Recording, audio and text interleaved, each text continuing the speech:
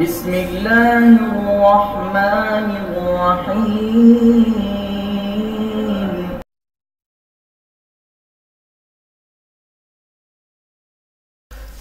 السلام عليكم ورحمة الله وبركاته.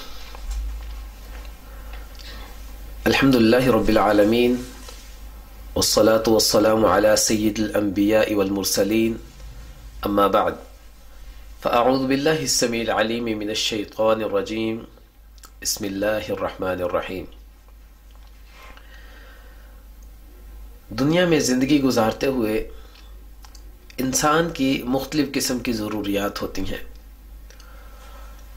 اور بسا اوقات ایسا ہوتا ہے کہ انسان ان ضروریات کو پورا کرنے کے لیے لوگوں سے قرض مانگتا ہے،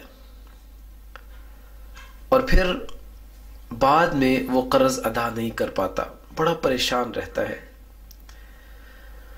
اور یقیناً قرض کسی کو دینا یا کسی سے لینا یہ جائز ہے، لیکن یہ اتنا بڑا معاملہ ہے کہ اللہ کے نبی اپنی ہر نماز میں اس سے پناہ مانگتے تھے، اور یہ دعا پڑھا کرتے تھے، اللہم انی اعوذ بک من المأثم والمغرم، اے اللہ میں قرض سے اور چٹی سے تیری پناہ میں آتا ہوں۔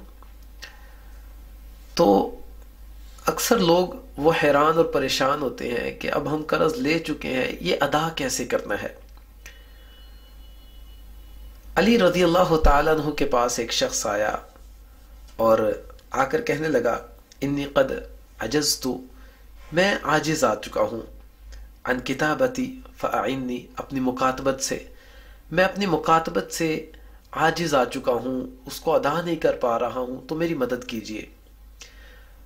مکاتبت کہتے ہیں کہ کوئی غلام اپنے آقا سے، اپنے سردار سے یہ ڈیل کر لیتا ہے کہ میں اتنے عرصے میں آپ کو اتنے پیسے دے دوں گا اور اس کے بعد میں آزاد ہوں۔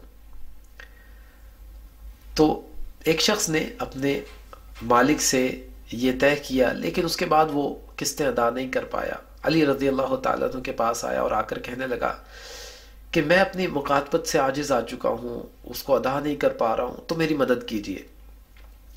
تو علی رضی اللہ تعالیٰ عنہ کہنے لگے، الا اعلمک علمنیہن، کیا میں تجھے ایسے کلمات نہ سکھاؤں جو رسول اللہ صلی اللہ علیہ وسلم ہمیں سکھایا کرتے تھے۔ اور یہ کلمات اگر کسی شخص کے اوپر قرض ہے تو اس کو سکھائے جا سکتے ہیں۔ فرمایا علی رضی اللہ تعالیٰ نے، لو کان علیک مثل جبل، اگر ایک پہاڑ کے برابر بھی ہمارے اوپر دینن قرض ہوتا تو اداہ اللہ علیک، تو اللہ تعالیٰ اداہ اللہ عنک، اللہ تعالیٰ اس کو ادا کر دے۔ تو یہ علی رضی اللہ تعالیٰ نے اس شخص سے کہا کہ الا اعلمک، کیا میں تجھے ایسے کلمات نہ سکھاؤں جو رسول اللہ صلی اللہ علیہ وسلم ہمیں سکھایا کرتے تھے، کہ اگر لو کان مثل جبل، اگر کسی شخص پر ایک پہاڑ کے برابر بھی قرض ہوتا تو اللہ تعالیٰ اس قرض کو اس کلمات کی وجہ سے ادا کر دیں گے، اور وہ ہیں اللہم اکفنی بحلالک عن حرامک واغننی بفضلک عمن سواک۔